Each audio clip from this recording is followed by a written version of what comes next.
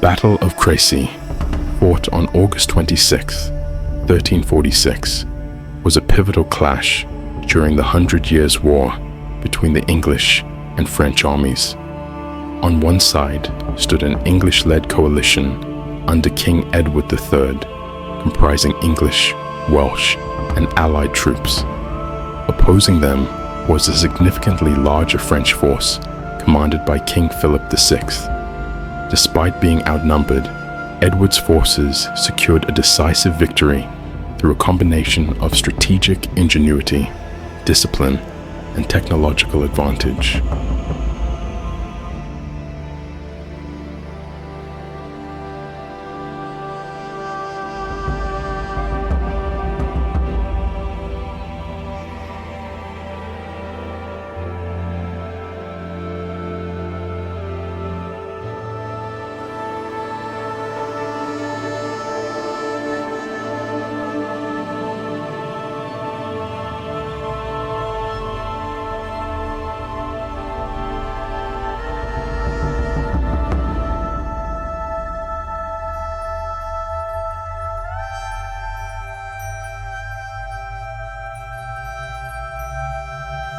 Edward III made a bold decision that day, ordering his knights and men-at-arms to dismount and fight on foot, a departure from traditional mounted warfare.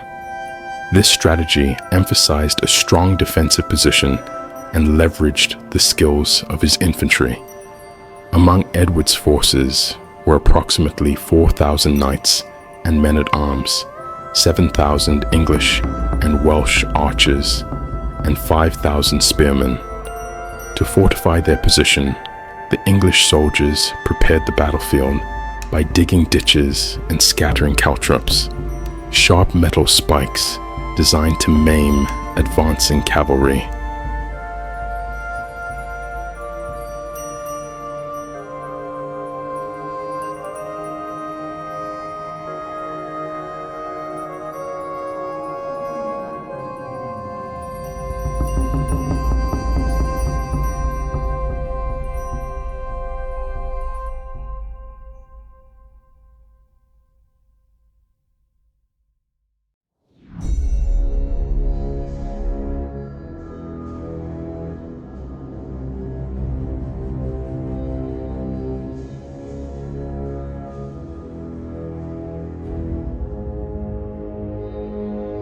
The French army, though its exact size is debated, was significantly larger, numbering between 20,000 and 30,000. It was led by King Philip VI and supported by John of Bohemia, the blind but valiant King of Bohemia.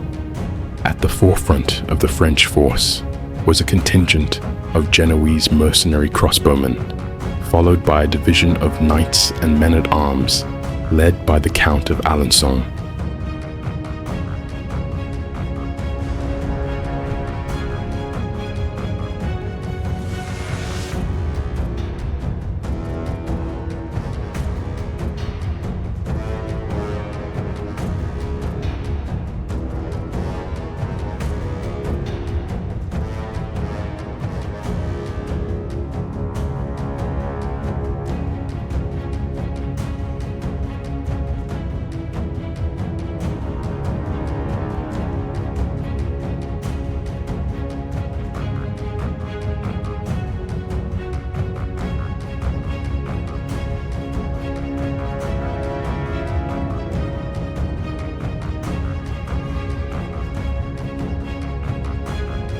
The English force was tactically divided into 3 divisions, with its flanks protected by natural barriers, a forest and marshland on one side, and the small village of Wadicourt on the other. This positioning limited the French army's ability to outflank the English lines.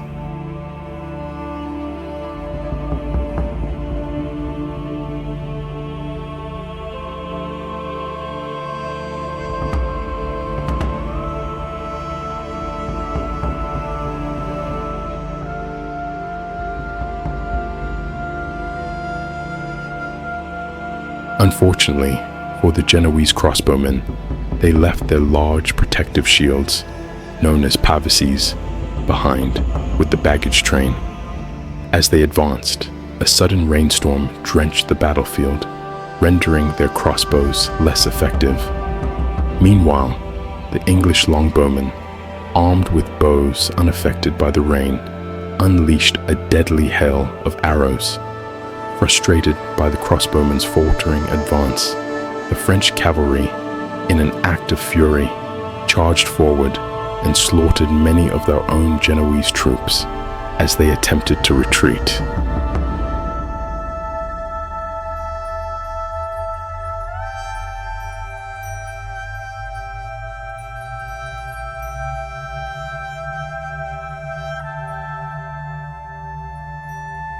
The French army signaled its determination to take no prisoners by unfurling the Oriflamme, their sacred battle standard. Wave after wave of French cavalry charged the English lines, but the disciplined defense held firm. Over the course of the battle, as many as 15 French cavalry assaults were repelled.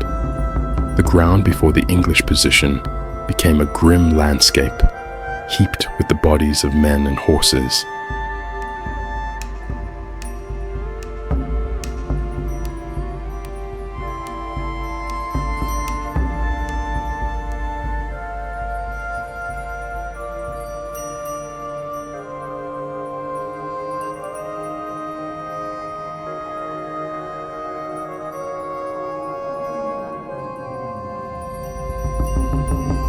The Black Prince, Edward III's son, commanded one of the English divisions.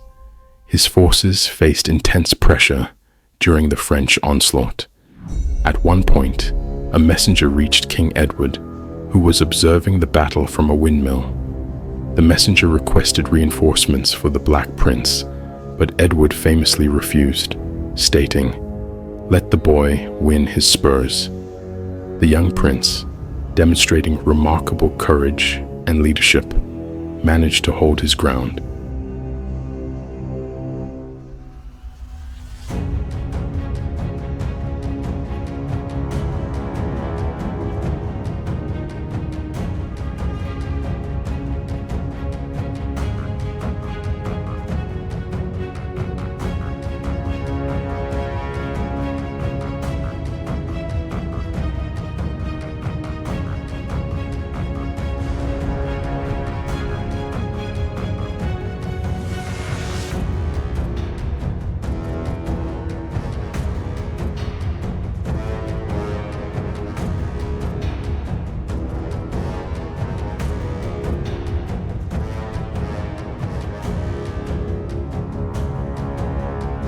Among the most tragic yet heroic moments of the battle was the charge led by the blind King John of Bohemia.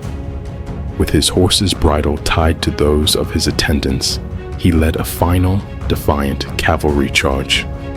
The attempt ended in tragedy, with John and his men being pulled from their horses and killed.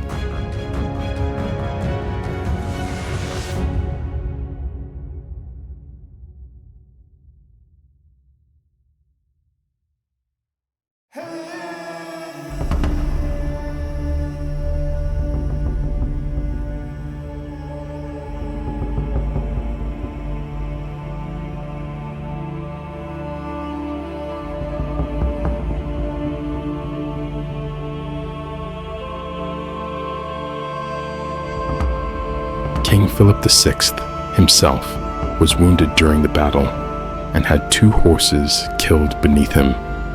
Despite his efforts to rally his forces, the French army's morale crumbled. Philip eventually fled the battlefield, signaling the end of the engagement.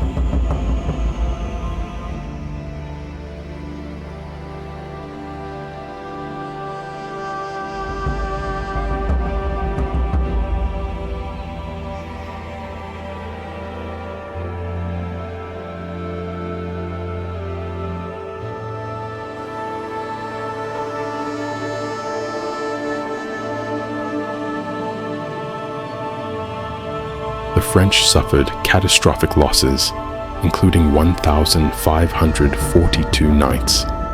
In contrast, English casualties were remarkably low, with only around 300 men lost.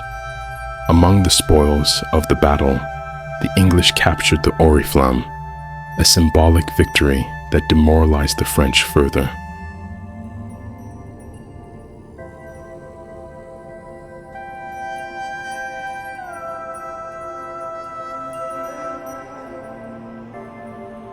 After the fighting ended, the body of John of Bohemia was discovered by the Black Prince, who honored the fallen king's bravery. The Battle of Crécy remains a landmark in military history, showcasing the effectiveness of disciplined infantry and the transformative power of the longbow.